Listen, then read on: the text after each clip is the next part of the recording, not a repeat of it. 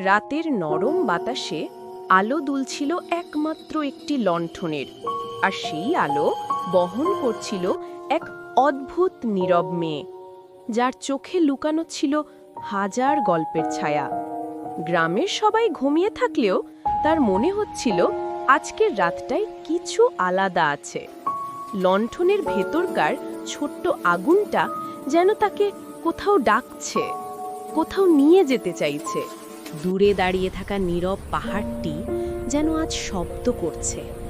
না, কান দিয়ে শোনা যায় না, এটা এক ধরনের ডাকে, এক ধরনের টানে। লণ্ঠনের আলো হঠাৎ কেঁপে উঠল। আগুনটা যেন পাহাড়ের দিকেই টেনে নিচ্ছে তাকে। আর সেই মুহূর্তেই গাছপালার ফাঁকে খুলে গেল এক লুকানো পথ, যা কেবল তার জন্যই জ্বলে উঠেছিল। যতই সে এগোতে লাগলো, বাতাসটা ততই বদলে যাচ্ছিল। সাধারণ বাতাস নয়, এটা যেন কথা বলছে। পাতারা ফিসফিস করে উঠল। হাওয়া ধীরে ধীরে ঘুরে তার চারপাশে নৃত্য করতে লাগলো।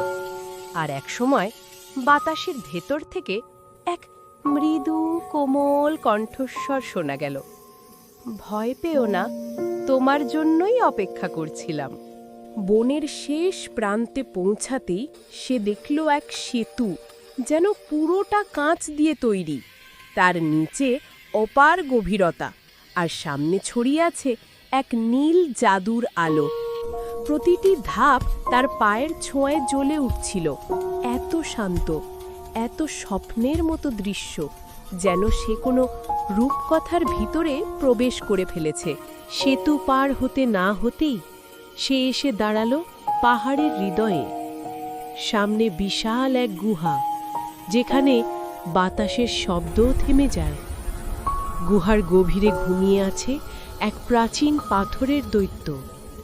তার শরীর জ্বলে উঠছে নরম নীল আভায়, আর মুখে শান্তির মতো এক অদ্ভুত প্রশান্ত ভাব। লণ্ঠনের আলো দৈত্যটির ওপর পড়তেই হঠাৎ পুরো গুহা আলোকিত হয়ে উঠল। ধীরে ধীরে দৈত্যটি চোখ খুলল। এত বড়, এত গভীর চোখ, যেন পুরো পৃথিবীর গল্প সেখানেই লেখা। তার গলার আওয়াজ মেঘের মতো গম্ভীর, তবু তাতে ছিল এক আশ্চর্য চন্তি।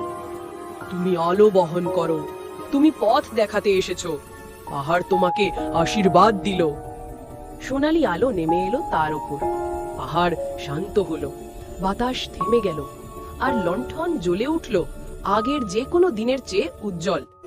সূর্য ওঠার সময় সে ফিরে চলল নিজের গ্রামে। পেছনে দাঁড়ানো নীরব পাহাড়টি আজ আর নীরব নয়। সে জানল তার আলো একদিন আবার কারো পথ দেখাবে,